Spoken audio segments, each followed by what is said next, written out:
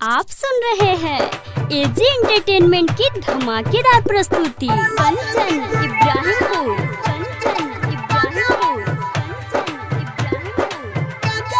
Mix by AG recording studio.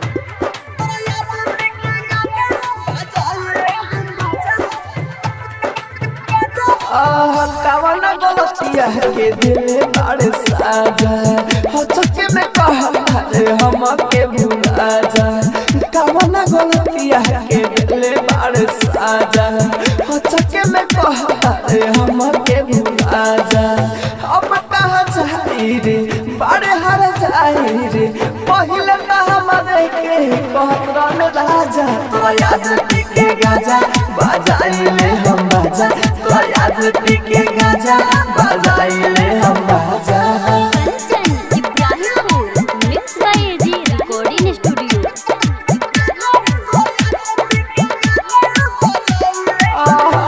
पहले हम जननी अब सब लोग जाने धोखा दे पहले हाय खानी धोखा दे अरे जान पहले हम जननी अब सब लोग जाने धोखा दे पहले हाय खानी।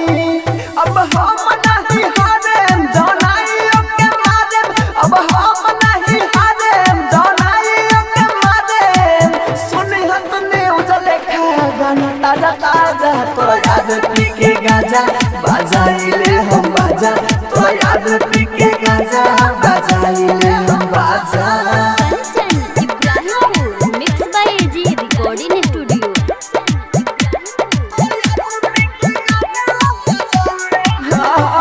राहुल राजधानी बात पूछल रानी राइटर हो दिल से कोई बेईमानी।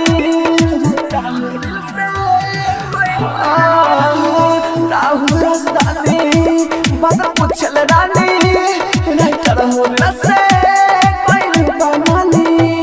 कहती जदी पे डालो तू हमर हित।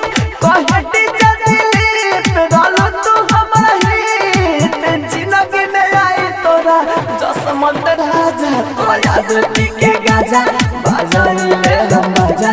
तो याद के गाजा बजाइले हम बाजा। Mix by AG recording studio Roshanpur Sapaha.